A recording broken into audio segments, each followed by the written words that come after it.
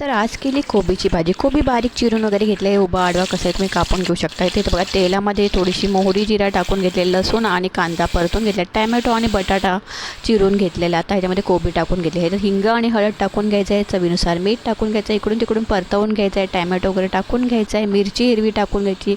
आता ही कोबी मी हिरव्या मिरचीवर करणार आहे त्यामुळे, आणि छानपैकी पाणी न टाकता असं वाफेवर नुसतं झाकण ठेवून शिजून द्यायचं. आता बघा कोबीचा पाणी किती सुटलं आहे, भाजीला बघा किती पाणी सुटलं आहे, वाफळून घेतले तरी पण पाणी वगैरे ती छान सुटलं. आता हा पाणी सगळा सुका करून घ्यायचं, भाजी अशी सुकी सुकी करून घ्यायची.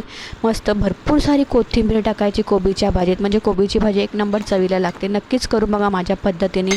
आता कोथिंबीर पण स्वस्त झालेली आहे. आता छानपैकी कोथिंबीर आणायची आणि छान भरपूर सारी कोथिंबीर याच्यामध्ये टाकलेली आहे. अशा प्रकारे बघा मस्त सुकी सुकी अशी कोबीची भाजी तयार झाली. बटाटा टाकून छानपैकी अशी कोबीची भाजी तुम्ही टिफिनला देऊ शकता, जेवणाबरोबर, भाकरीबरोबर, भाताबरोबर एक नंबर लागते. चपातीबरोबर पण छान लागते. तुम्हाला कशाबरोबर आवडते कोबीची भाजी नक्कीच कमेंट करून सांगा. इथं कोबीची भाजी तयार झाली. माझ्या रेसिपी आवडत असेल तर लाईक शेअर सबस्क्राईब करायला विसरायचं. साधा सिंपल असतात रेसिपी, पण मस्त असतात, एकदम साध्या सोप्या पद्धतीने दाखवत असे. कशा वाटतात नक्कीच कमेंट करून सांगा. पुन्हा भेटू, तोपर्यंत बाय बाय.